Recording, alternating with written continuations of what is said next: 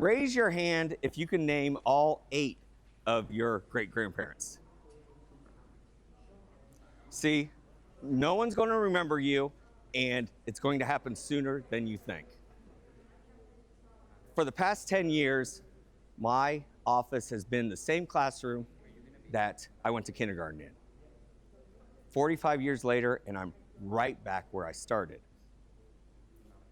And during my tenure at Kent City Schools, all of our buildings have been replaced.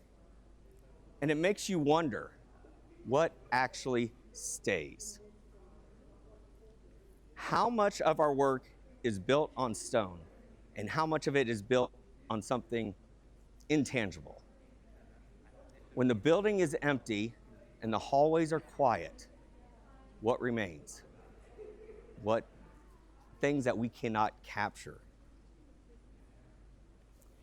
In 50 years, no one here will know our names. One of our torn down elementaries had a hallway named after a very prominent educator. Today, there might be a couple of teachers in the district that could recognize his name.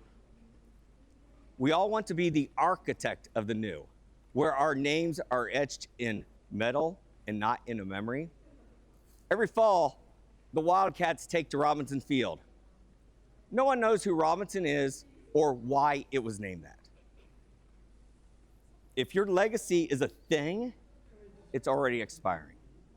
Binders get boxed up, plans get renamed, and no one really knows why some things existed in the first place. What we need to feel is that we matter. But we're looking for proof in all the wrong places. We keep asking for evidence when what we really want is reassurance. The comfort of legacy is actually in its mystery. You will never know the true extent of what you've done. The ripples in the water will continue outward long after you've left.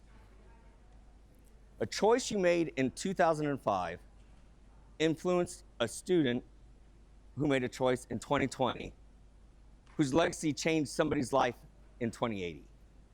Legacy doesn't move in straight lines. It zigzags between people. Your legacy isn't the big win. It's the 3 minutes you spent with that student who felt invisible and finally saw somebody that actually saw them. You're planting seeds for trees you'll never sit under. And that is not failure, that is life. And the fact that you don't get to see the forest doesn't make the work any less real. At the end of the last Mission Impossible movie, Luther sends Ethan a message of why they do what they do. Our cause pales in comparison to the impact of our effect. A better future comes from willing it into being, reflecting the measure of good within ourselves. Not just grand gestures, but ordinary choices made consistently. We share a fate built on infinite choices.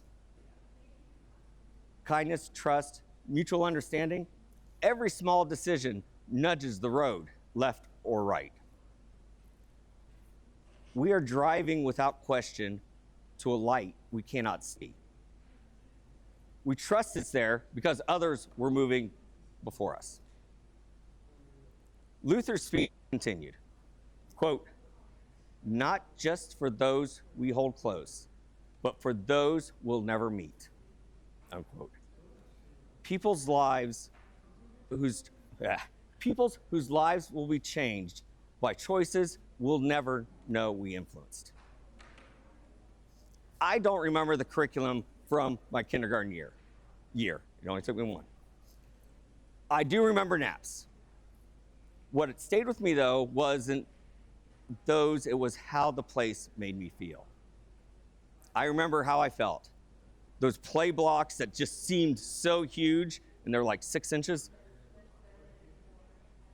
I remember the safety. The teacher is long gone, but that safety is still with me. It quietly shapes how I feel about the world today.